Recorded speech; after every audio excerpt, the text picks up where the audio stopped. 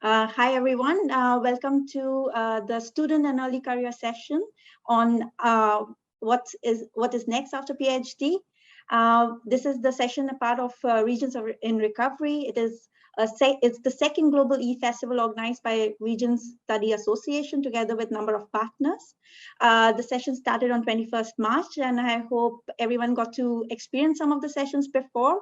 But in case you are dropping in the session from other platforms, the festival ends tomorrow, but you still have time to register for free for the remaining sessions on the RSA website. A bit on the housekeeping. Please keep your mics muted at all times. This meeting is being recorded, so in case you wish to stay private, then definitely keep your microphone muted and also keep your video off. And the last thing is that if you have a question during the presentation, please write the letter Q and type in your question so that we can take it as soon as the presentation gets over. We'll be doing, because Vanessa is leaving early, so we'll be taking the Q&A after every presentation. And if we have time, then we'll do a combined Q&A at the end. So to begin with, our first speaker is Dr. Vanessa Guerra, Assistant Professor of School of Architecture at University of Virginia. She's also our early career representative at RSA, and she's going to start the session with talking about different types of postdoc in academic positions, especially talking about how to land a tenure track position or equivalent. Vanessa, can you please share your screen? Yes, sure. Thank you, Tanya, and hello, everyone. I'm really glad to see you all here. I hope you've been enjoying all the events during the conference these past days. And yes, I'm going to be talking a little bit about different academic positions, and I'm going to be talking specifically about the tenure process. I'm going to share my screen here just to show some of the academic positions available. So when we start considering a career in academia, you will soon start seeing that there are different types of positions, and sometimes the different titles and names can be confusing.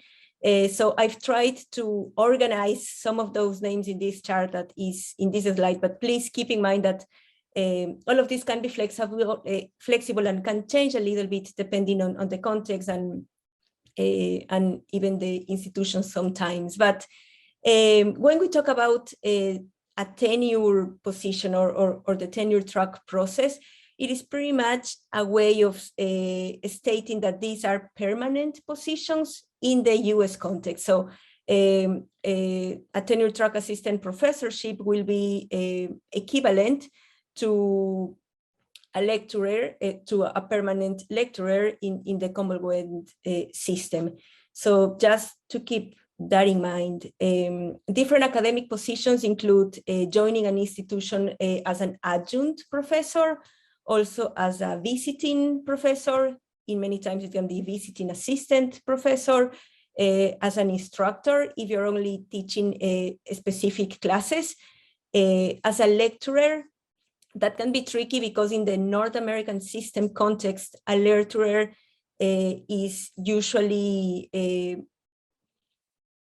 a professional that is teaching a specific class, that is joining an institution to teach specific courses, while in the Commonwealth system, a lecturer is usually equivalent to a permanent assistant professor position. So just wanted to clarify a little bit of that terminology so you can keep it in mind.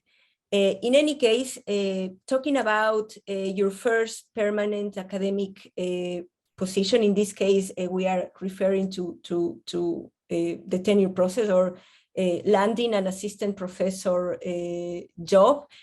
It is very important to take into account that since this is a permanent position, institutions will be investing in you in the long term. They are not only interested in what you can do now or in covering specific needs at the institution at that particular year or during the next few years, but they are instead interested in having you contributing or adding to the institution in the long term. They are aiming to having you in the institutions for many years to come, and that also means that they believe your ideas, your work has a lot of potential, and they are willing to invest in that. That they feel that that your work is really interesting, that builds up on the institution mission, and that they are willing to support you achieve those goals. So what the tenure process means is that after you get your position, you will have a certain number of years. In most institutions, it varies from 5 to 7 years. This varies a lot as well, depending on the field. But during those years, you will get as much support as you can to achieve the goals that you set for yourself in terms of research, teaching, and also service and outreach. But one of the main one is research. And I've chose to share this graph that I like a lot, that shows a little the distribution of the working load that this type of positions will include. So most of the, and again, this varies from institutions to institution and from field to field, but most positions will have a big percentage of teaching and a big percentage of research. In some cases could be 40% teaching, 40% research, and then a 20% is left for administrative tasks or for service or outreach or engagement with the community. It can have different definitions, but this means that you need to integrate your plan, your research with your teaching and also with the service that you are doing, so you make sure that you are advancing towards the goals that you set.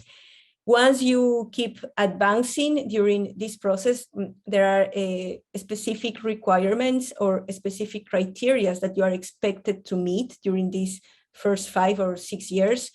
That includes number of publications, grants, and many other requirements.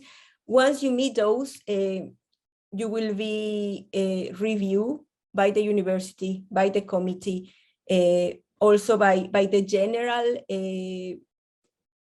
community. So they will usually ask recommendation letters to people with a national and international reputation in your field to ask about the influence of your work. And once you pass those criteria, they will grant you tenure, which is a way of saying a permanent position, so you can keep moving forward with your work. So that's a quick summary of how the process works and what does it mean. I would say, in thinking about landing a tenure track position, it is really important to think about a good fit. These are positions that are actually are trying to invest in you in the long term. So you want to make sure that it is a good fit in terms of your vision, in terms of the alignment of your vision with the vision of the institution. And also, you want to make sure that you are prepared for it. So this means that once you start these positions, the tenure clock start counting as well. So you want to make sure that by the time you get here, you are pretty confident of how the research process works. That includes publishing, that includes a grants application, that you also have a clear research agenda, and that you have a clear idea on how to integrate that with the different teaching proposals that you may have. That is the main advice that I would say. Make sure that you are prepared for it and that you are actually applying to those institutions that are a good fit with you. So in this type of applications, I would say that definitely quality goes over quantity. It is better to make sure that you actually research and learn about the institution, its missions, the school, its long-term goals, and that you find a way to argue how your contribution will build up on the existing goals of that institution. Due to time, that's pretty much the summary that I have prepared for today, but I'm happy to take any questions or to keep the conversation going with all of you in all the future events that we will be having.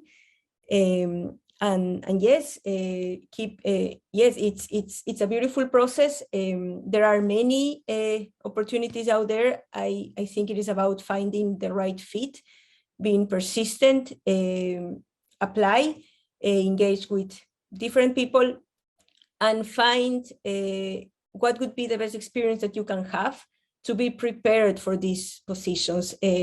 One of the most common ways is applying for a postdoc, transitioning through a postdoc position before you apply to a more permanent position, which is a wonderful opportunity to get the training, to get the mentoring, plus to keep advancing on your career. And I know that we have some conversations about that aligned in our agenda for today. So with that, thank you. And yeah, I'll be happy to address any questions. Thank you, Vanessa. That was quite a summary to get a tenure. I'm wondering if anybody in the audience has a question. Maybe they can raise their hand through that reaction emoji, and I can call on you to ask the question online. Or we can wait for some people to type in. In the meantime, I had a few questions that I'm going to be cheeky enough to ask first. So I was wondering, like, when you say that there is like different criteria during your tenure, like before you get the tenure, when you just got the assistant professorship position, and I was wondering if that pie chart differs by discipline, or if if within that each pie does different kind of publication matter, or different kind of grants matter much more for this getting the tenure in the end? Yes, so that definitely varies a lot depending on the field that you are in. I can talk about the area of urban and environmental planning. I would say that just to put an example, that the expectation, a common expectation within this field in US institutions would be to have about 2 journal articles per year, so have about 12 journal articles during these 6 years that show that they have been building up on each other and that they are building a body of knowledge. There is also the option of going for books. So for example, one book and about 5 journal articles during these 6 periods. So a book will count for about 5 articles. But all of these vary, again, from field to field. Now, besides the publications, there is, yes, the grant money that you can raise during your career, and that definitely varies from fields and for institutions. So it is difficult to come up with a number for that. But I would say that both matter equally, and one will enable the other one, because the more you get support to fund your work, the more you will be able to keep publishing and distributing that knowledge. So they go hand by hand. I don't know if that answers the question.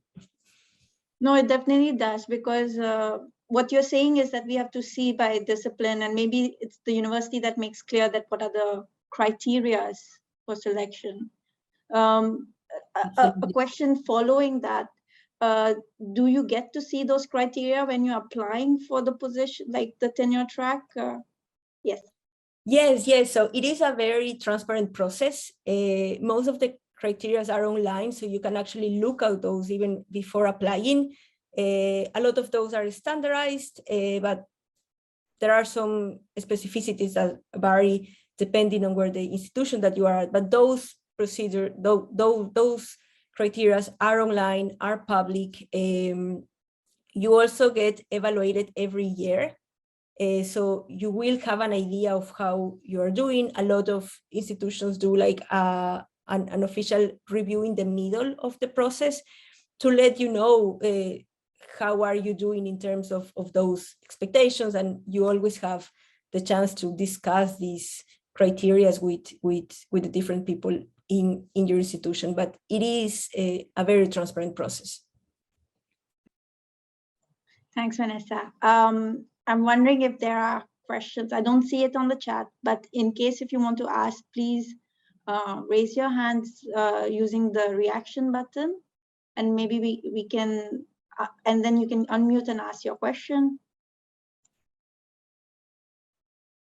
Actually, Vanessa would be leaving early, so I would really say take the opportunity to dig to get some part of her brain to dig her brains. But I think that there is a lot of disciplinary differences, and a lot of us are working in multidisciplinary sort of PhD projects. So how do you, when you get into tenure track, which is a long-term sort of a planning, how should you, think about your ending of your PhD when you're in the production stage or output stage and applying for this tenure track? Like, how did you do that transition for yourself? Yeah, so well, first of all, there are a lot of appointments that are joint appointments from different schools. So there is a lot of room for multidisciplinary as well, for multidisciplinary work. However, the most common way is to actually apply to the school that you identify the most, or to identify what is the discipline or field that kind of represents the majority of your work, and apply to that house. So to choose that tenure house, and from there, most institutions and schools actually expect you to engage in interdisciplinary work and engage with other institutions, as well with other departments, with different fields. But definitely identifying the tenure house is critical for that. In my case, I do a lot of interdisciplinary work, but my tenure house is the School of Architecture, Urban and Environmental Planning, but I'm constantly interacting with different fields. I work a lot with civil engineers, a lot with sociologists as well, but that would be my tenure house.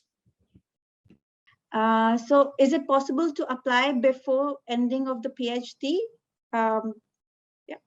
Yes, absolutely. I've seen a couple of cases in which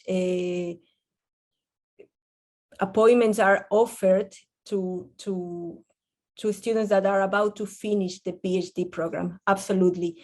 I guess it is more about looking at what you have to offer by the time you are applying. So your publication record, having a research statement that aligns well with the mission of the institution, regardless of the state of where you are. For a lot of people, that means going through a postdoc and being able to build up on that experience before applying, but some others are definitely ready during their PhD process. So yes, you don't need to actually finish the degree in order to apply. And I've seen some appointments offered to different people that haven't finished the program yet, and they had terrific profiles by the time that they were finishing. And since these are long-term positions, most institutions could be willing to wait for you in those cases.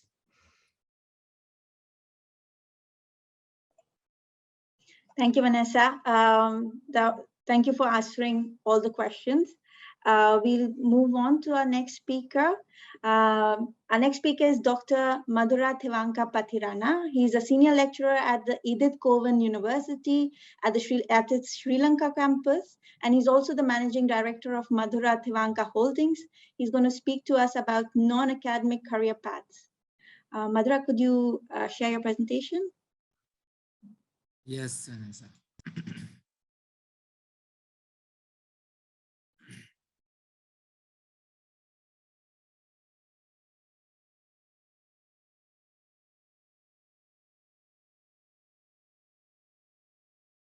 All right, warm welcome, guys. Thank you, Tanya, for the introduction. Well, my topic is going to be about the opposite side of what Vanessa has discussed. It is non-academic career paths. A small introduction about me, as she said, I'm joining from Sri Lanka, and well, I have a footprint for the both academic and non-academic aspects. So that's why I'm going to talk about this one, how the how we can set the paths in terms of non-academic career path. So basically, like after graduation, it's not everyone gonna remain in the academia. Like because of the knowledge acquired through your PhD program or doctoral program, some of the people gonna success in the corporate sector in non-academic aspects. So today in this short discussion that I will be covering some of the most common PhD positions outside the academia that you can master or you can position. And I have also included some points that you can use to make the shift from academic aspects to non-academic aspects. So that's the main objective of the session that I'm going to cover today. Well, the reality is, according to the study by Higher Education Policy Institute, 53% of the UK PhD graduates who left academia worked in non-research jobs. So it's not that everyone need to work in the research field. It's not everyone need to remain or survive or sustain in the academic field.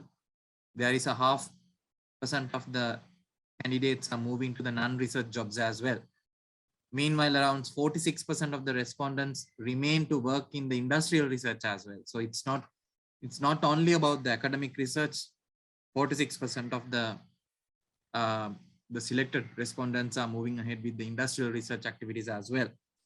So whether you want to engage in research or not, PhD holders or the doctoral position holders who want to leave academia have a lot of possibilities. It's the academic is not the only option that you have as a doctoral position holder, because you have so many other options that you can proceed.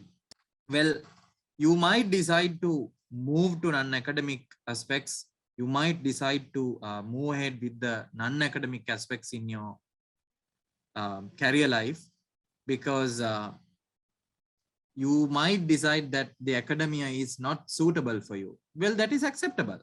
Well, to me, if I'm talk about myself, like it is 50-50. It's 50% that I'm paying my daily routine to academic aspects.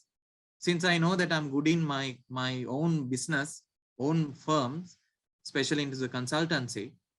So I have decided that academia is not the 100% contribution that I can give. So, well, that is acceptable.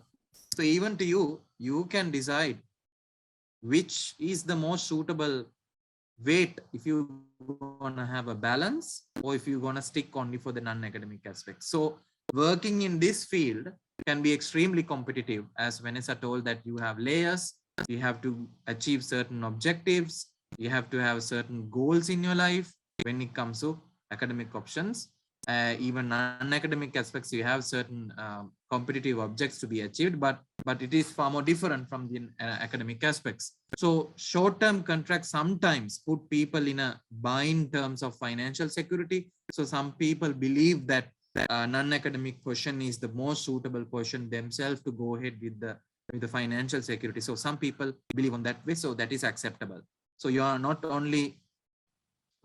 in a position that you are doing something not acceptable. And however, the excellent thing is that during your PhD, you will acquire wide range of transferable abilities and skills. That's the most important one. Like you, by gaining these transferable skills and abilities, you can simply apply all these for the academic as well as the non-academic aspects. So that's the most important one. So during your program, you should be able to gain these transferable skills as well. When it comes to finding work, these will come in handy for sure. Your transferable skills, your abilities going to be in handy, because those going to assist you to position yourself in a non-academic aspects. So if you're going to have a switch from academia to non-academic, well, you should devote some time to professional and personal growth during a PhD or in your doctoral program, professional doctoral program. You should be able to gain the professional and personal growth that you can apply even for the academic and non-academic aspects if you have kind of a mindset that you might move to non-academic aspects. And your PhD will equip you with a wide range of abilities for sure. After you leave academics, you will need to translate. You need to have a kind of an capacity to translate your talents so that they are applicable in a workplace. So you should be able to translate what you have gained during your program into a talent that you can apply in a non-academic aspect. So consider what you are skilled at or have experience with and think beyond the box and then apply it to the non-academic career aspects if you're going to move ahead with your non-academic jobs. Well, when it comes to career opportunities for doctoral position holders or PhD holders outside academia, well, I would say that PhD graduates have choice of career opportunities, to be very honest. Well, in my mother organization, I'm into inbound tourism, I'm into outbound tourism, I'm into research consultancy, I'm into public government department consultancy, and we are into a range of domains when it comes to the corporate work.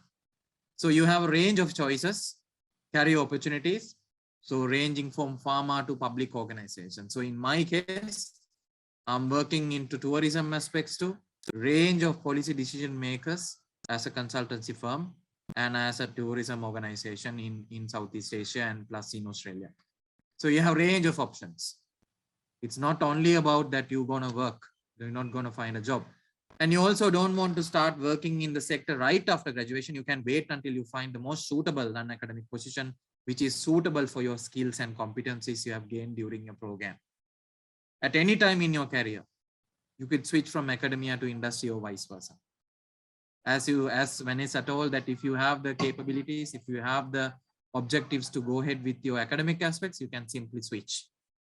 So that's the most important part, or the element that you should keep in your mindset. So the take-home message is that PhD holders, doctoral position holders can found in the all sectors of your life. It is not only about the academic aspects, you can apply for the non-academic aspects as well. I came across 4 employment options for a doctoral position holder or a PhD holder to pursue.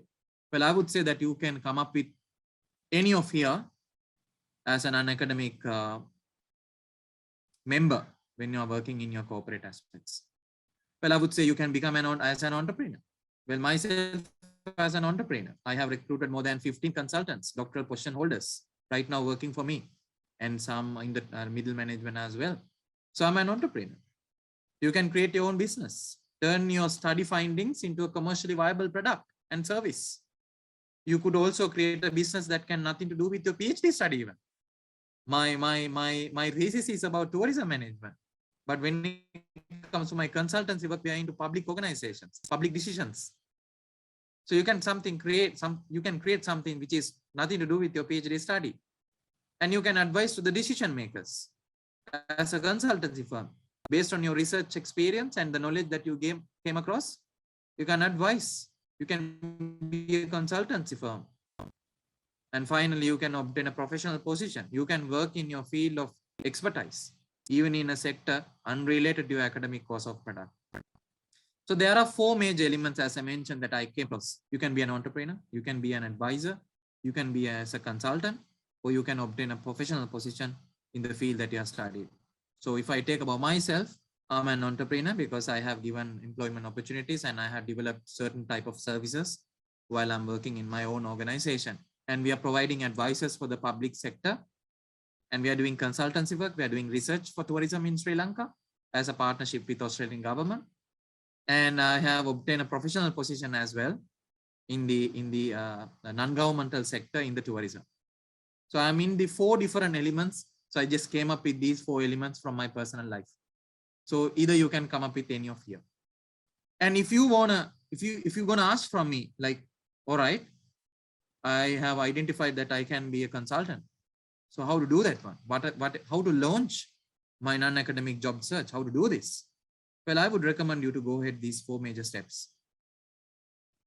I am asking you to assess your skills first, talk to yourself, better you understand your story, better you understand your interest.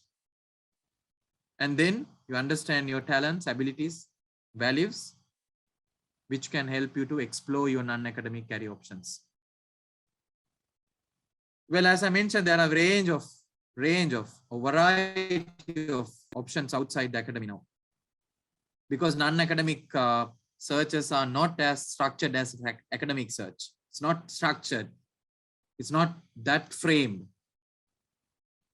The procedure may be much more flexible than the academic aspects. So you can start your exploring part. Once you have done your exploration part, you can prepare yourself. Then you can tally, you can match your abilities to the positions that you came across. And then finally you can land up in whatever the formats that I have came across here. These are some of the examples only, but there are some more additional elements as well. So my take-home message is there will always be a way to connect your academic background to the business world. That's what I'm doing here from Sri Lanka.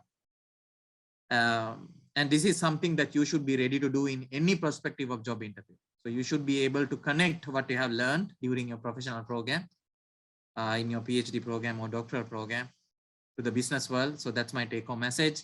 I hope, well, my time was limited. I had only a few minutes to talk about the topic, but I think I was able to give you a message about the non-academic position that you can go ahead. And if you wish to contact me, well, these are my email address. Simply write to me, t.pathirana@ecu.edu.au, in case that if you need a support, I'm always there. And thank you very much for listening. Thank you, Tanya. Over to you. Thanks, Madura. That was really reassuring. There is a world outside academia. I had few questions to do with your own personal experience, and maybe some to do with how you made that switch between, how do you continue to make that switch between academia and non-academia? If you have any questions for the audience, if you have any questions, please type in or raise your hands. In the meanwhile, I'll go ahead with some of mine.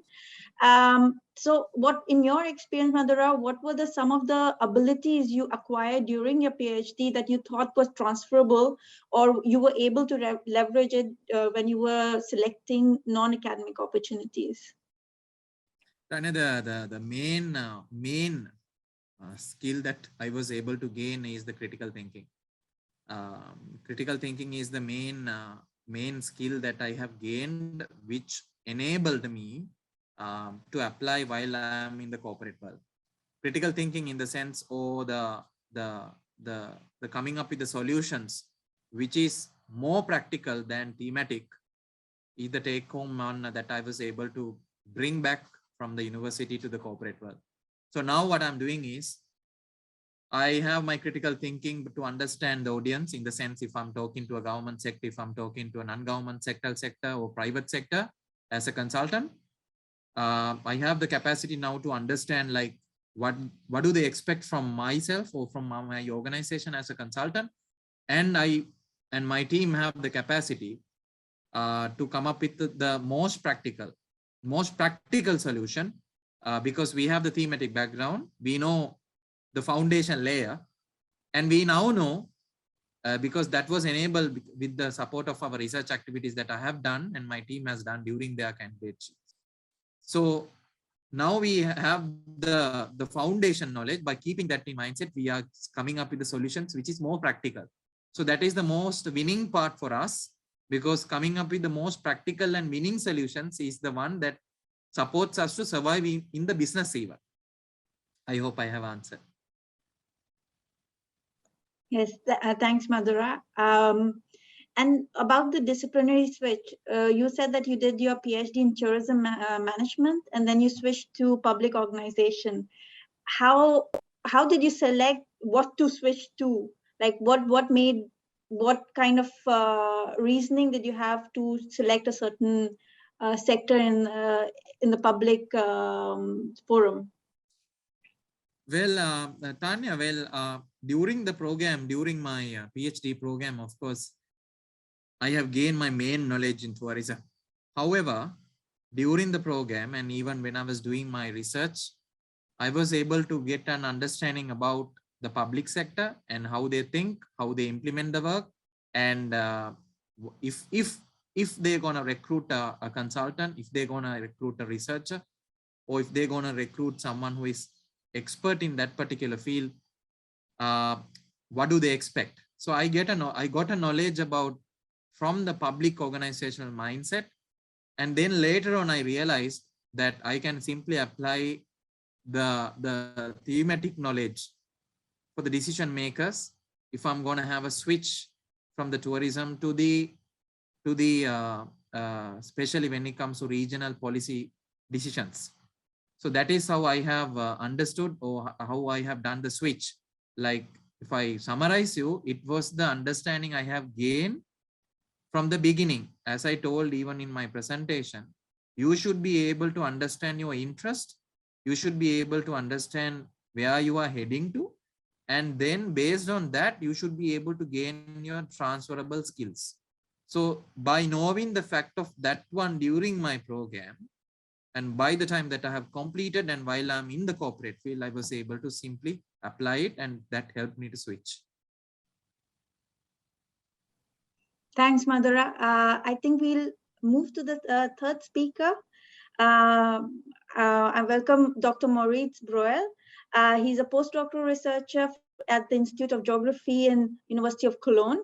And he's going to talk to us about how to develop networks during the early stages of postdoc. Thanks for sharing your screen, Moritz. Thank you, Tanya. Yeah, thank you for inviting me, and thank you also to the organizing committee for organizing this very helpful panel here on the next steps after your PhD.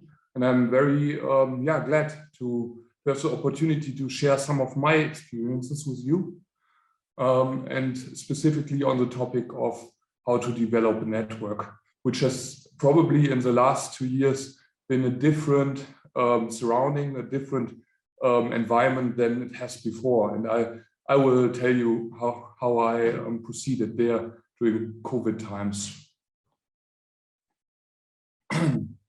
Okay, so first of all, well, you have to think about, are you after your PhD, are you continuing with the research topic you already conducted during your PhD, or are you diversifying into a new direction, into a new research topic? Because this matters for whether you can continue on networking with the people you already established a network with, or if you need to tap into a new research community that maybe you haven't established a contact yet.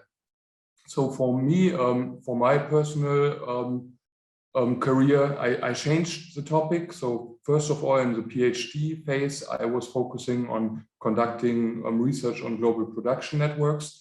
And then in my last step, when I started my postdoc career, I switched to path creation and regional industrial transformation processes. And there I really needed to search also for building up new contacts with people from this field of research. And well, first of all, of course, you can always benefit, or in most of the cases, you can benefit from your professor, from your supervisor and other colleagues.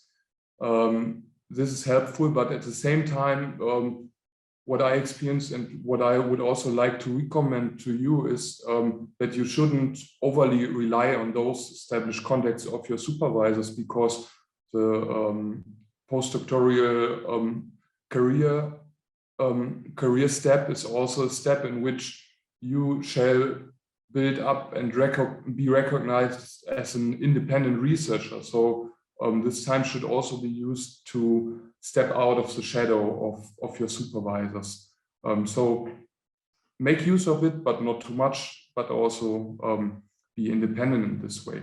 Then another important aspect of networking, which makes it a lot simpler than via those digital ways, is when you are geographically proximate. I mean, most of you are geographers or doing research on the role of space and place, and geographical proximity has provides a facilitating condition of meeting people accidentally, maybe not planned, so-called cafeteria effects. When you go to workshops or conferences, sometimes it's not the exchange directly during the presentation, but maybe when you're waiting in a coffee line, and all those kind of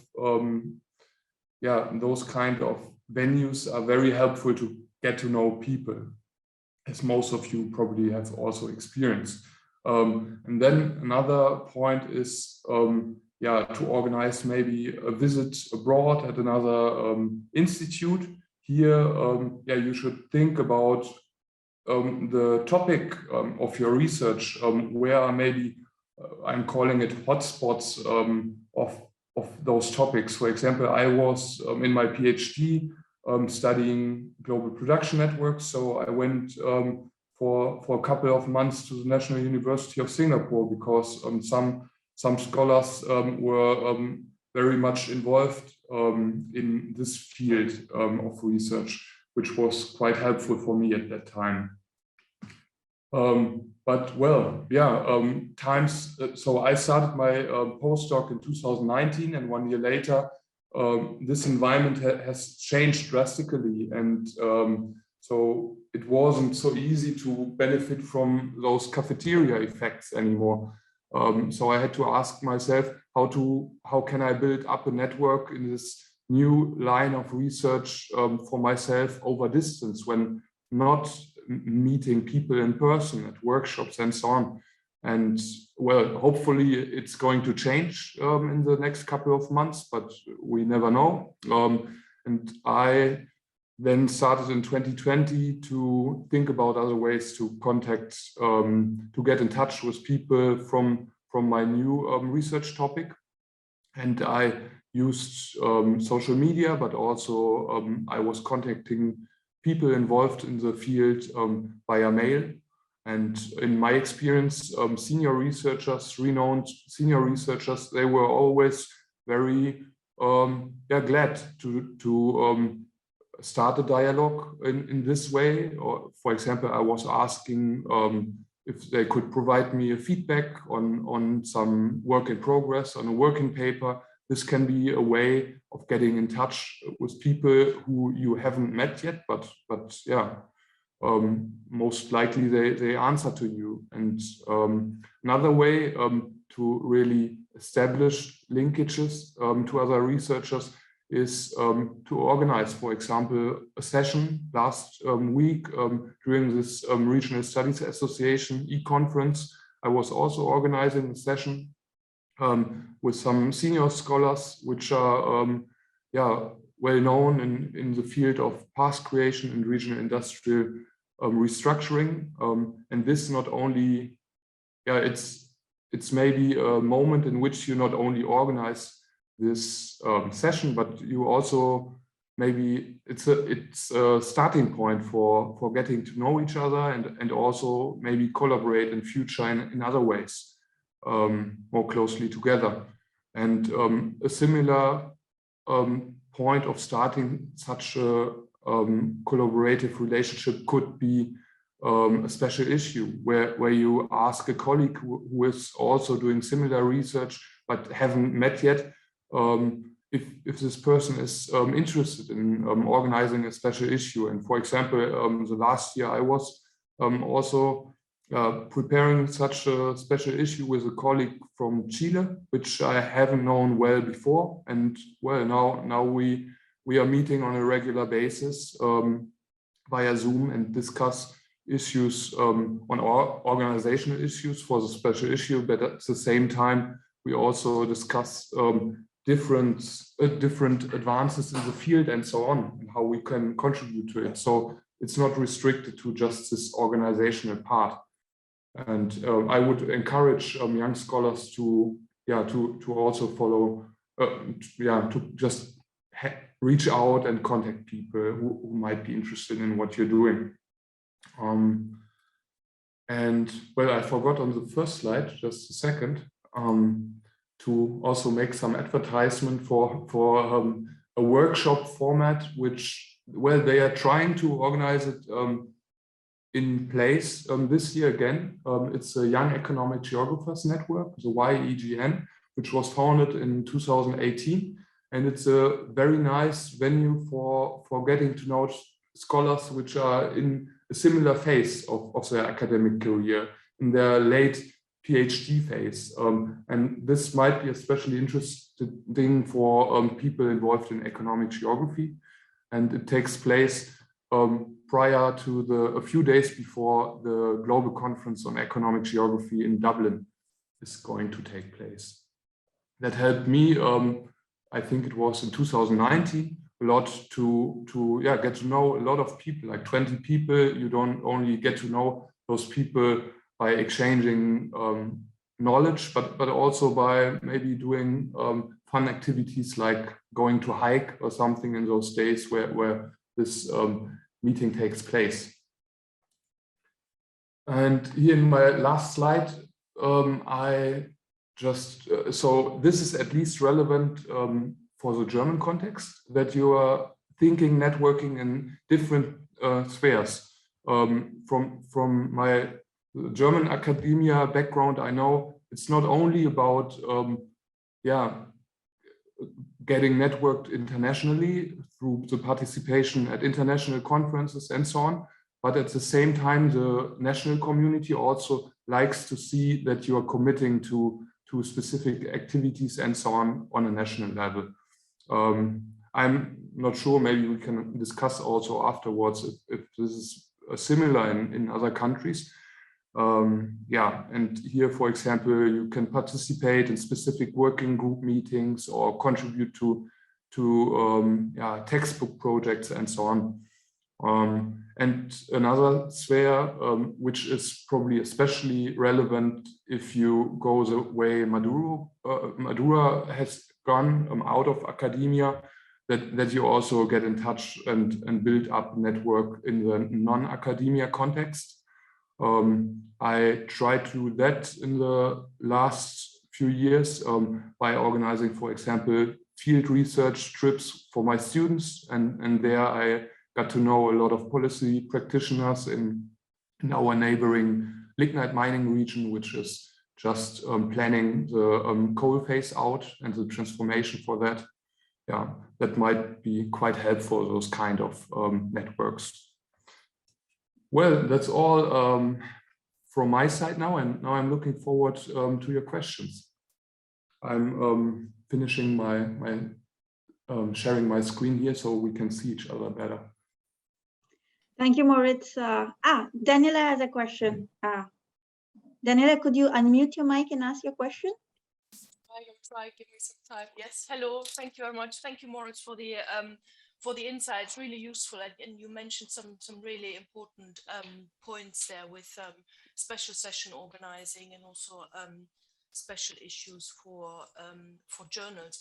What I would also recommend is, not everyone finds it easy to network in person. I mean, there are people who are more introvert and maybe even shy. So if this is your problem, then I really recommend thinking about, this is a comment, this is not something for you, Moritz, this is just a comment in addition, to think about social media, to set up a Twitter account or a LinkedIn account where you highlight your research. And then when you have a conference, what I used to do when I had more time, I usually look at the program and I go for the sessions. I highlight the sessions I want to go for, and then I link up with these people already on LinkedIn or on Twitter. Therefore, it's much easier to start a conversation either afterwards if I'm not in the mood to do it in person, which is usually better, of course, if you do that in person, but then you can do it via social media, via the channels there.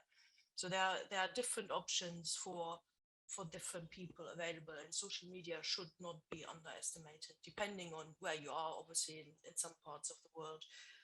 Facebook and Twitter doesn't work, so then go for WeChat or whatever is used in your part of the world. Be my comment. Thank you. Thanks, Daniela. Moritz, that was really insightful for me as well. And I especially like that you emphasize on how to work with the hybrid model probably that we'll go ahead with, part digital, part in person. So I think it was quite a good package of advice. I was wondering, like a lot of people say, you should set up your website of your work. In your experience, is that a good way to connect, to show the spectrum of work you can do, but maybe in a packaged way? How could you provide that to when you're making, for instance, a cold call to a senior researcher for working together? Well, websites, I never built a website. I think ResearchGate and so on already provide a platform that allows you to share what you're doing. But of course, if you are working in a very visual way and you're able to visualize your research findings in an attractive and appealing way, it might be helpful to also set up such a homepage. But for really getting in touch with people, and benefiting from network effects, I would also agree to Daniela that it's quite helpful to use social media like Twitter and so on, and not only for reading things, what's going on, but also for promoting own work and so on. Because if you publish a good research article, it's no guarantee for being read and for being visible for all people who are interested in what you're doing. And I think,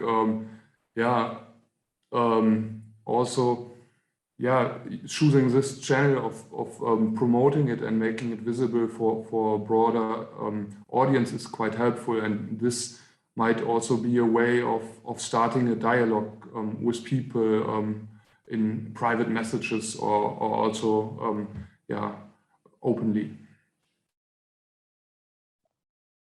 Thanks, Moritz. You also highlighted that there are differences in geographical context. So what was your experience in Singapore versus Germany? Like, are there any difference if you could highlight?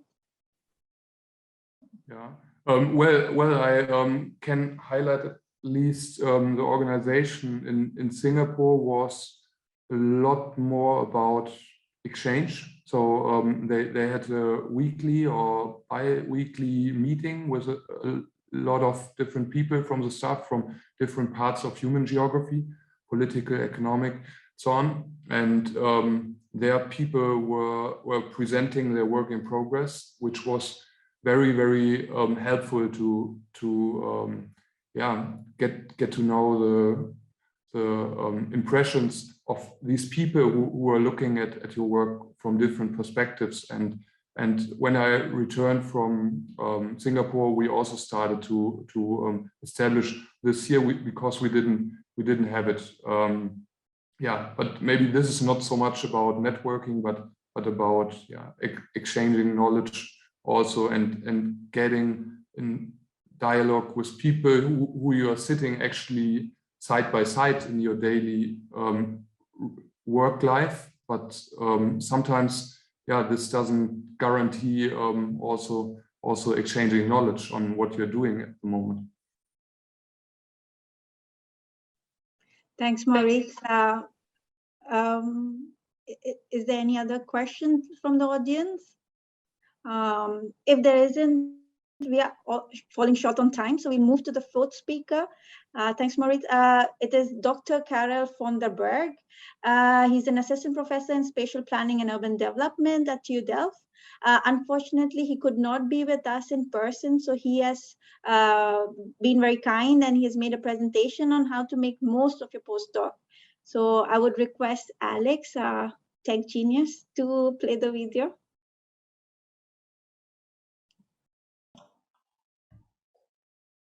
Hello everyone, my name is Karel van der Berghe.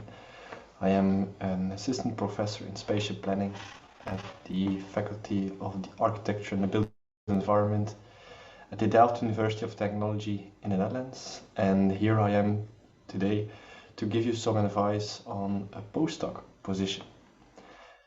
I've been a postdoc some years ago, and well, to give advice of a postdoc position is not the easiest one, because there are many, maybe even numerous options to fill in your postdoc. But in general, there is a sort of procedure system you follow in the academic world. And mostly that is that you, first of all, obtain a bachelor degree, master degree. And then after that, you start with your PhD. And when you're done with your PhD, like the word it says, you become a postdoctoral researcher. There are, though, some differences. There are still, although I think in general that is decreasing, some people that directly from their master program can become an assistant professor, and while becoming or being an assistant professor, engage in a PhD, and as such are ready to go to the next step. But I think that it's not as safe to say that those situations are decreasing. So mostly you end your MSc, Masters of Science, you go into a PhD program that mostly takes some 3 to 5 years. You defend your PhD, and if you want to stay in academia, you mostly go into a postdoc position. And a postdoc position, in a way, should be or could be at least the most wonderful time in your academic life, because at least what should be there is that you have obtained a lot of knowledge. Maybe you even became an expert on a certain topic or even topics during your PhD. And while you're working on your postdoctoral program or project, you really can dive into that knowledge and operationalize your insights into whatever you are looking for. But it is mostly, at least in my case, it was a little bit like that, not the easiest period. It is a time wherein there is a lot of uncertainty. It's mostly because of the system we have designed in academia, that mostly postdocs are temporary. So it has a lot of uncertainty in a way that it also mostly comes in a time in your life that you also want to, for private reason, maybe settle. And settling mostly entails, for example, also buying a house, or at least you want to stay somewhere, and a postdoc in a way doesn't give you that option, at least not from the contract you are working on. Not everyone thinks this is a problem, so it could also be that you really like this freedom you have because you are not really tied into a position, but in many cases it does bring some uncertainty. Why do I tell this? Because many people, at least I also was like that, I only had a postdoc for 2 years. That's not that much, taking into account that applying or at least looking for a job also takes some time. That 2 years becomes not that much time to be sure that when the postdoc position ends, you find another position. And that's also, I think, a little bit of a problem currently in many universities, is that postdoc positions are quite short. Some are exceptions. Some go to 6 years, which give you really a lot of time to really dive into knowledge creation, but that also is decreasing, I would say. So mostly when you are in a postdoc, you really have to use your time. And if you want to stay in academia and you want to go to the first step towards a full professor, that is an assistant professor and then associate, and then you go into the full professorship, it is not the baddest to look what they are looking for when they are looking for an assistant professor. And increasingly in the field of geography and spatial planning, wherein the RSA is mostly situated, you could say, increasingly they are looking for someone that is more than a pure academic. And with that, I want to explain that the pure academic could be seen, if it ever existed, that is someone that is purely publishing in papers. Still, some positions are really looking for such researchers and an assistant professorship that really develop knowledge in the form of papers or projects, but increasingly the pressure from education too, that's one of the main reasons, asks for a person that is also already keen to giving education. So if you would look into a lot of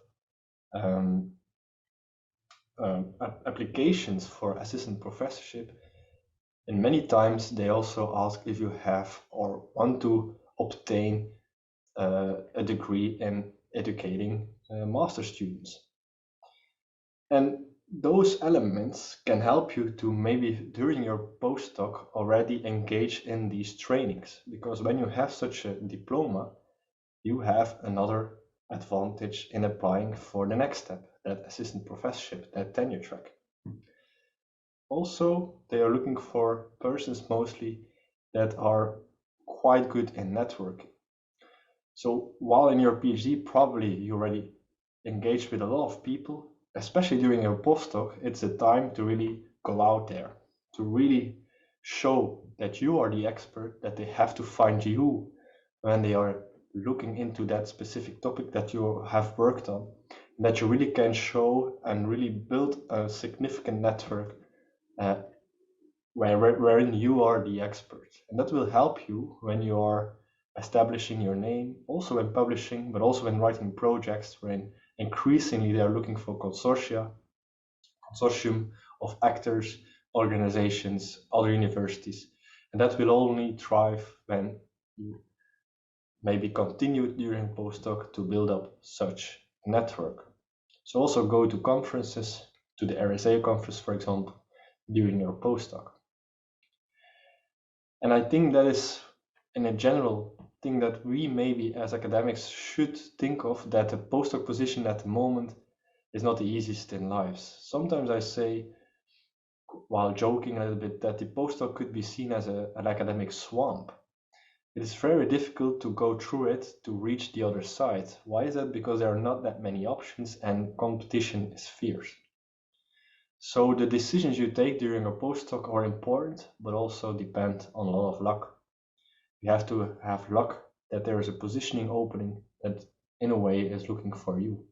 But you can bend those at a little bit in your advantage to, for example, the things, work on the things that I just mentioned. So I think that's basically what my advice would be. Go out there, be enthusiastic, you have the knowledge, convince the people around you that you are the expert, and really show off in a bit, because it is your right to show off. And if you continue in academia, or you go out of academia into the wide world, a postdoc position, being it a short one or a long one, will always be an advantage. So enjoy your postdoc. That's maybe the last thing I can advise. And I hope you enjoy.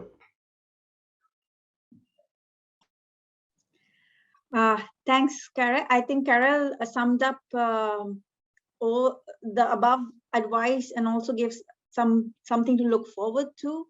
But unfortunately, he's not here to answer any of the questions. So we should take Daniela and Moritz's advice and maybe get in touch through social media or through make cold calls.